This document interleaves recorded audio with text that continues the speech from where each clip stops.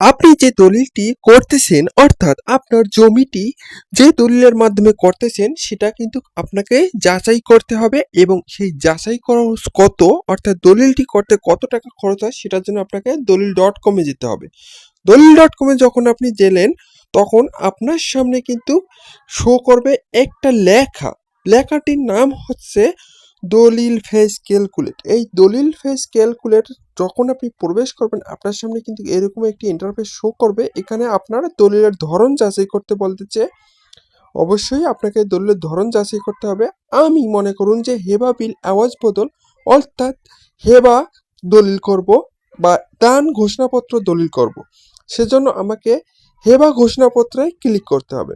যখন আপনি হেবা ঘোষণাপত্রে ক্লিক করবেন তখন কিন্তু আপনার সামনে একটি সুন্দর ইন্টারফেস শো করবে। ইন্টারফেসটি শো করার পর আপনি কিন্তু দলিলের ফিসটা কত হবে সেটা কিন্তু আপনাকে অবশ্যই দিতে হবে।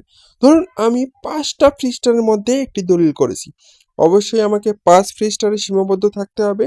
তারপরে আপনার জেলাটা অবশ্যই সিলেক্ট করতে হবে, আপনার বিভাগটি সিলেক্ট করতে হবে, অর্থাৎ আমার জেলা রংপুর, আমার বিভাগ রংপুর, আমি এটাকে অবশ্যই সিলেক্ট করে দিব।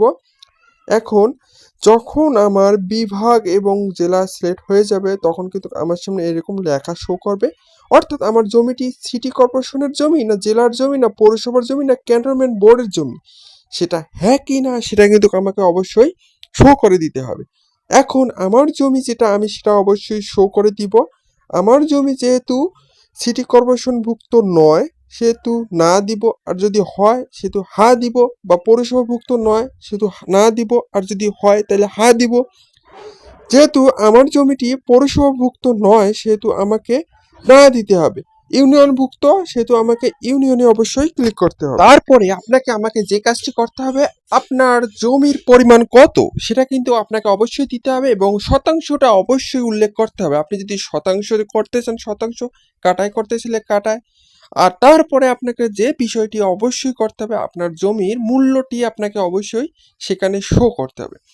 ধরুন আমার জমিটি আমি 2 লক্ষ টাকা মূল্য এখানে দেখাইলাম এবং দলিলের ফিসটা তো অবশ্যই 5 পৃষ্ঠার দিছি, এখানেও 5 পৃষ্ঠার দিব, নাইলে 6 পৃষ্ঠার যদি দিয়ে থাকি তাহলে 6 পৃষ্ঠার দিব। যেহেতু আমি ওখানে 5 পৃষ্ঠার দিছি আমি এখানে অবশ্যই 5 পৃষ্ঠার দিব। আমার দলিলটি যেহেতু দান দলিল হেবা দলিল, আমি অবশ্যই দান বা হেবায় ক্লিক করব। তারপরে রিসেট বা ফলাফল, এই দুটি অপশনের যে কোনো একটাতে আমাকে অবশ্যই ক্লিক করতে হবে। আমি যদি ফলাফলটা জানতে চাই তাহলে ফলাফলে ক্লিক করতে হবে, আমার যদি ভুল হয়ে থাকে তাহলে রিসেটে ক্লিক করতে হবে। তারপর এখন দেখুন আপনার সামনে কিন্তু পুরোপুরি চার্ট চলে এসে গেছে। আপনি চাইলে এটা প্রিন্ট করে নিতে পারেন অথবা আপনি চাইলে এটা ডাউনলোড করে নিতে পারেন। এভাবেই কিন্তু আপনার দলিলটি আপনি সুন্দরভাবে পরিমাপ করে আপনার খরচ কত জানতে পারেন। ধন্যবাদ।